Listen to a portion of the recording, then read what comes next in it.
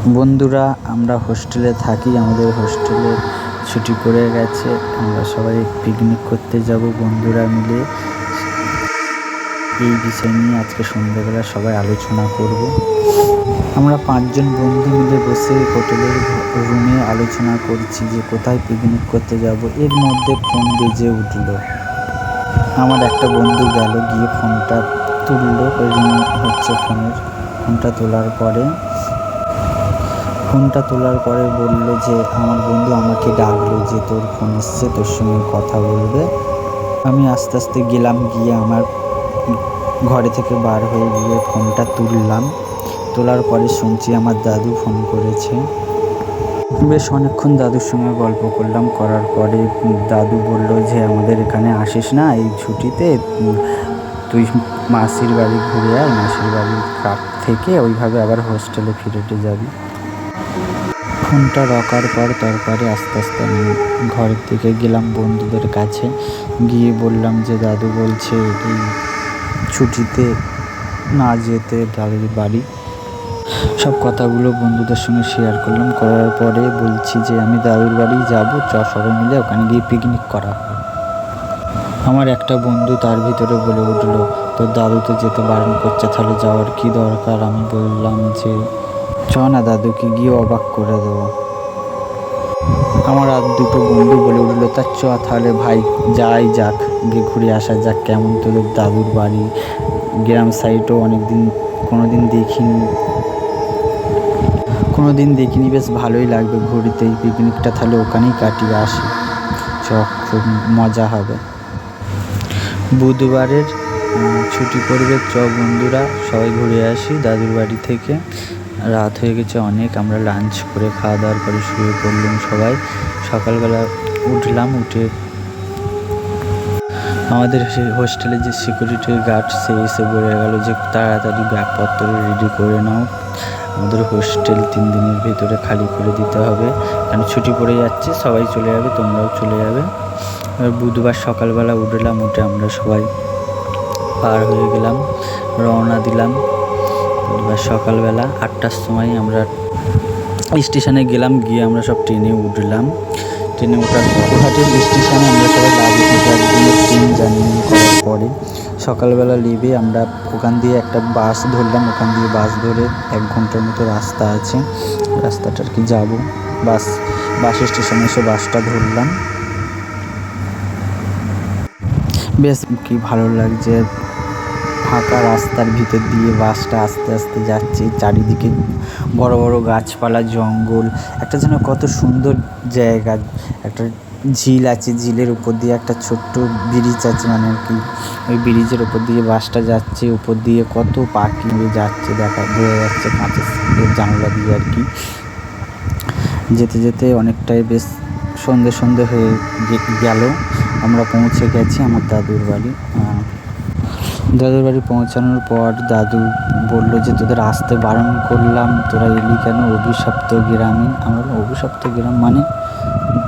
দাদু বলল যে এখানে এখন না আসাই ভালো ছিল তোদের, তুই তাও শুনলি না, তোরা সব চলে এলি, যাই হোক রাত্রির বেলা বাইরে বার হবি না।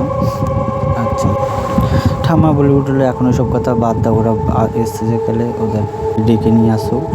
আমরা ঘরের ভিতরে ঢুকলাম, ঢুকে বসতে দিল একটা মাদুর পেতে, আমরা নিচেই বসলাম বন্ধুরা সবাই। দাদু গেল দোকানে, গ্রাম সাইড মানে একটু মুড়ি চপ, সন্ধ্যাবেলার টিফিন খুব ভালো খেতে লাগবে। পাশের দোকান থেকে দাদু চপ নিয়ে এলো, এক বাটি করে একটা করে চপ আর মুড়ি আমাদের সব বন্ধুদের দিল, একটু জল দিল, আমরা খাচ্ছি বসে বসে। দাদুকে জিজ্ঞাসা করলাম, দাদু অভিশপ্ত গ্রাম মানে আমরা বুঝলাম না। দাদু বললো ওসব তোদের জানতে হবে না, তোরা সন্ধ্যাবেলা ঘরের থেকে বাইরে বার হবি না। আমরা বললাম আমরা তো পিকনিক করতে এসেছি, রাত্রের বেলায় পিকনিক করবো ভাবছি বাইরে সবাই মিলে বন্ধুরা। দাদু বললো ঢুকে যাবি সবাই সন্ধে হওয়ার আগে, কারণ এই জায়গা খুব ভালো না তেমন একটা, সবাই ঘরের ভিতরে চলে আসবি সন্ধে হওয়ার আগে, পিকনিক যা করার দিনের বেলার ভিতরে করে নিবি। তা আমরাও কে শোনে কার কথা, আমরা বলি না এইসব প্রভৃতির বিশ্বাস হয় নাকি। বলে আমরা তো চিল করে নিলাম যে আমরা রাত্রির বেলায় পিকনিক করবো। অনেক জোর জবরদস্তি করার পর দাদু বললো আচ্ছা আমাদের উঠানে পিকনিক করবি, কোথাও যাবি না তেমন একটা দূরে।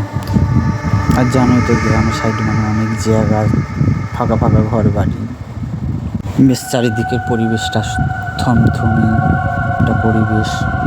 যাই হোক আমরা সব টিফিন করলাম, করে টোরে সব বসে গল্প করছি, আড্ডা মারছি। দাদু ডাকলো যে আজ সবাই খাওয়া দাওয়া করে শুয়ে পড়। খাওয়া দাওয়া করার পরে শুয়ে পড়লাম আমরা। সকালবেলা উঠে আমরা সবাই মিলে বাজারে গেলাম, গিয়ে বাজার করে আনলাম। দাদুদের পুকুর পাড়ে একটা খেজুর গাছ আছে, ওই খেজুর গাছের পাশেই জায়গায় আমরা সবাই মিলে পিকনিক করবো। হয়ে গেছে, সবাই পিকনিক করতে চলে এসেছি। জ্যোৎস্না রাত, চারিদিকটা আর কি খুব আলোকিত, জ্যোৎস্নার আলোয় ঝিঝির ডাক, খুব সুন্দর একটা পরিবেশ। সবাই চেল্লামিল্লি আনন্দ করেছি। দুটো বন্ধু মিলে কাটাকুটি করছে মাছ মাংসগুলো। পুকুর পাড়ের ধারে অনেক গাছপালা আছে। হঠাৎ গাছের ডাল ভাঙার চরমর আওয়াজে আমার বন্ধু ঘাবড়ে গেল। ভাই এটা আবার কিসের আওয়াজ? আমি বললাম দূর পাগল, গাছের ডাল ভাঙার আওয়াজ। কিছুক্ষণ পরে বেশটা পুরো হালকা ধীর ঠান্ডা হয়ে গেল। একটা ভয়ঙ্কর আওয়াজের সঙ্গে একটা গাছের ডাল চরমর করে ভেঙে পড়ল পাশের জঙ্গলের ভিতরে।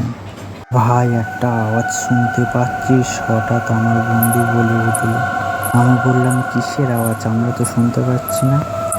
ভালো করে শোন, কারোর হেঁটে যাওয়ার আওয়াজ পাওয়া যাচ্ছে, পড়ে আছে নুপুরের আওয়াজ।